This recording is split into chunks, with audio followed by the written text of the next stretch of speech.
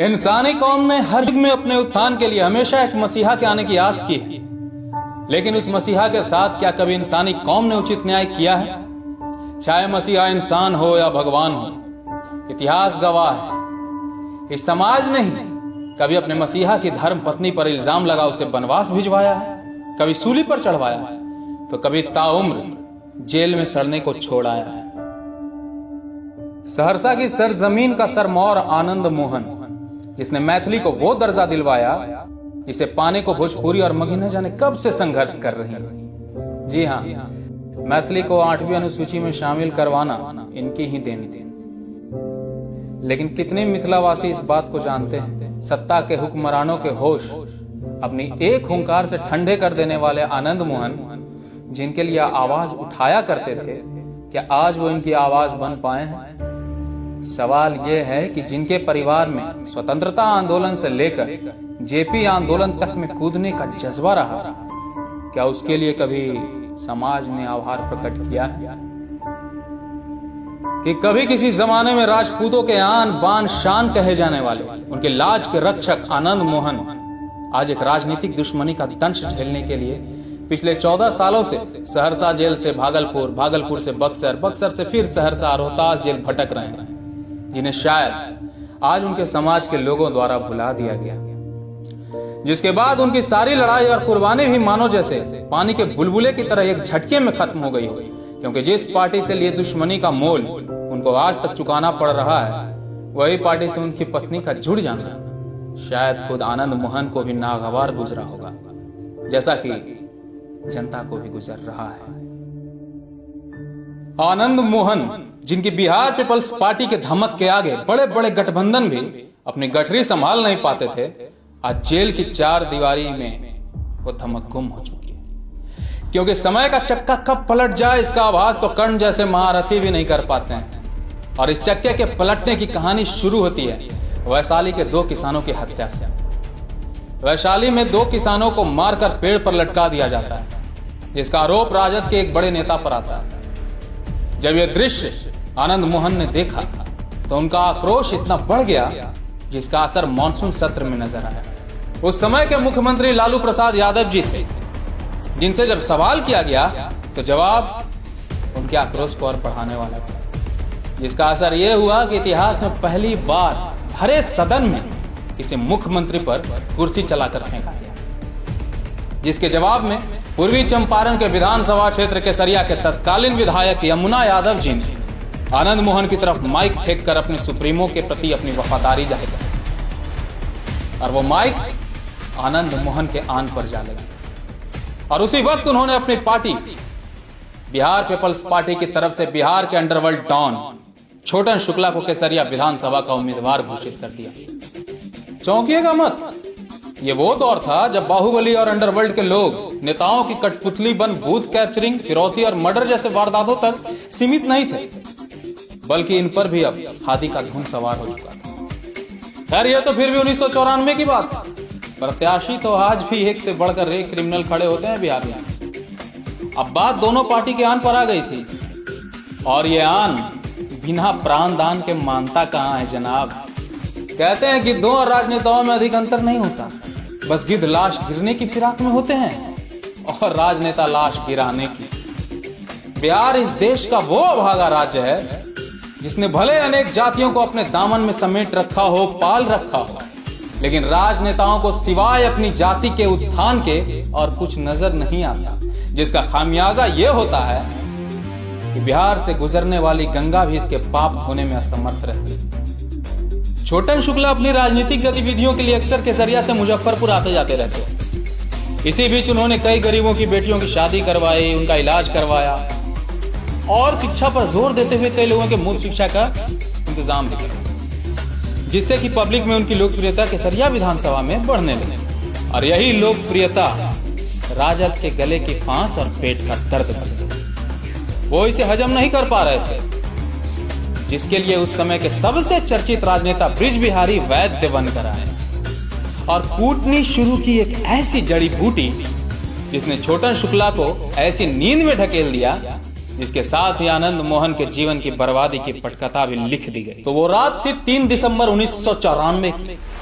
छोटन शुक्ला चकिया में inter college के principal Nagendra Singh के घर ठहरे, जो कि मधुबन से बिहार पीपल्स पार्टी के उम्मीदवार घोषित किए गए। छोटन शुक्ला अक्सर अपनी सफेद जिप्सी में चला करते थे, लेकिन उस दिन उन्होंने अपने जिप्सी हेडमास्टर साहब के घर छोड़कर एक एम्बेसडर ले लिया, अपने गार्ड्स को भी छोड़ दिया और अपने विधानसभा के 4 ऐसे लोगों के साथ घर की तरफ बढ़ चले जिनका अपराध जगत से कोई वास्ता भी नहीं। जो लोकल पब्लिक थी, उनकी गाड़ी उनके घर से कुछ दूर पर ही होती है कि पुलिस की वर्दी पहने कुछ लोग उनको रोकते हैं और इससे पहले कि उनकी समझ में कुछ आता, उन पर न जाने कितने AK-47 की मैगजीन खाली कर दी जाती है और 20 मिनट तक अंधाधुंध गोलियों की बौछार के बाद जब यह सुनिश्चित हो जाता है कि अब उनके जीवित रहने की कोई गुंजाइश नहीं बची, तो वो वहां से चले जाते। और फिर आती है असली पुलिस, जिसने उन नकली पुलिस कर्मियों से भी अहम रोल अदा किया और 1 घंटे तक किसी को अस्पताल ले जाना तो दूर, उनकी बॉडी को छूने तक नहीं दिया। लोग चिल्लाते रहे, बिलखते रहे कि हो सकता है वो बचे हों, जिंदा हों, हॉस्पिटल ले जाने दो। लेकिन एसपी साहब नहीं थे ना, तो कैसे कुछ हो पाता बिना उनके ऑर्डर के।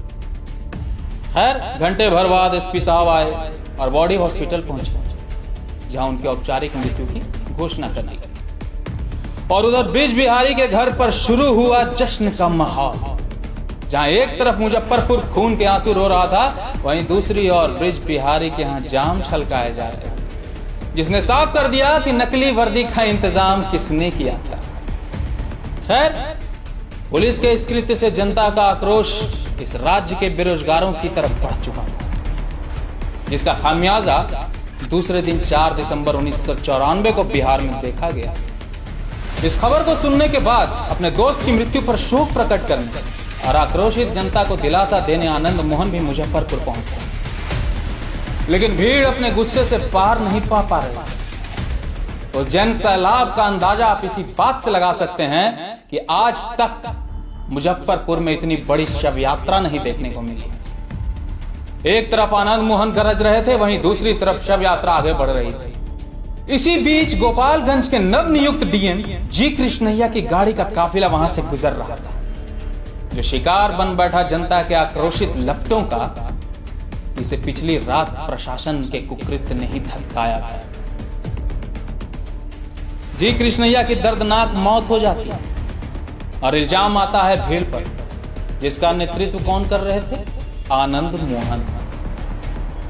अब सवाल यह उठता है कि क्या जी कृष्णैया की गाड़ी को जलाने का आदेश आनंद मोहन ने दिया था? क्या भीड़ ने उनके लाइट, कैमरा, एक्शन बोलते ही आग लगा दिया था? क्या भीड़ आनंद मोहन को फंसाने के लिए उनसे बिना पूछे आग लगा बैठी थी? क्या आनंद मोहन चिल्लाते रह गए, रुक जाओ, और लोग नहीं रुके? इन सारे सवालों का जवाब तो वही दे सकता है जो आज के स्मार्टफोन को लेकर किसी टाइम मशीन के सहारे उस युग में गया हो और सब कुछ रिकॉर्ड कर लिया, क्योंकि बिना थर्ड अंपायर के तो हम आज तक रन आउट नहीं दे पाए। खैर, इस दुखद घटना के बाद आनंद मोहन सहित बहुत से लोगों पर कार्रवाई हुई जो भीड़ का हिस्सा थे। हालांकि बाद में भीड़ से पकड़े गए सभी लोगों को छोड़ दिया गया और असली कातिल बने आनंद मोहन, क्योंकि शायद वो उस भीड़ का हिस्सा नहीं थी और अलग से पेट्रोल और माचिस लेकर आए ये सोचकर कि इधर से डीएम निकलेंगे और मैं जलाकर राख कर दूंगा। लेकिन ये हमें सोचने की जरूरत है कि कौन है जी कृष्णैया की मौत का जिम्मेदार। कहीं ये वो लोग तो नहीं जो नकली वर्दी में आए थे?